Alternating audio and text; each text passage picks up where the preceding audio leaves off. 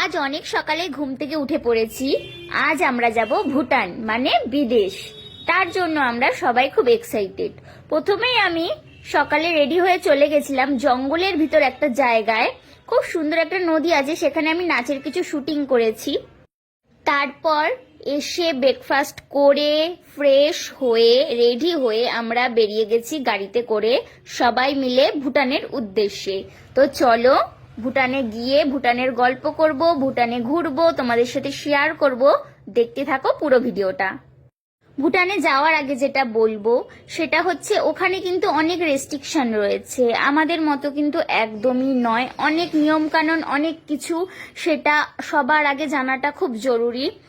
প্রথমেই তো ভোটার আধার কার্ড দুটোই লাগবে। কখনো ভোটার কার্ড দেখে, কখনো আধার কার্ড দেখে চেকিংয়ে, আর সেগুলো কিন্তু সমস্তটা অরিজিনাল।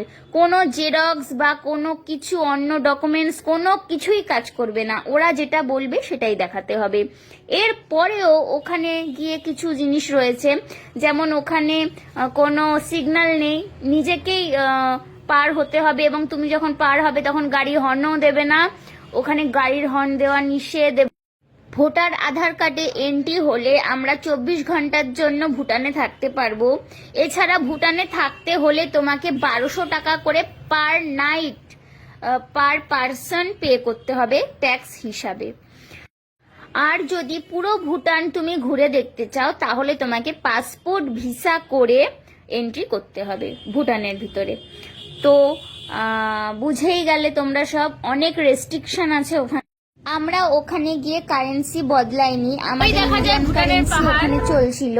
তবে ওরা যখন কিছু টাকা ফেরত দিচ্ছিল আমাদের কিছু কেনার পর, তখন ওরা ভুটানি কারেন্সি ফেরত দিচ্ছিল। যাদের ভোটার কার্ড নেই তাদের কিন্তু অবশ্যই বার্থ সার্টিফিকেট লাগবে। চলে এসেছি আমরা জয়গাঁও। ভুটান নিয়ে আরো কথা থাকবে পরের ভিডিওতে।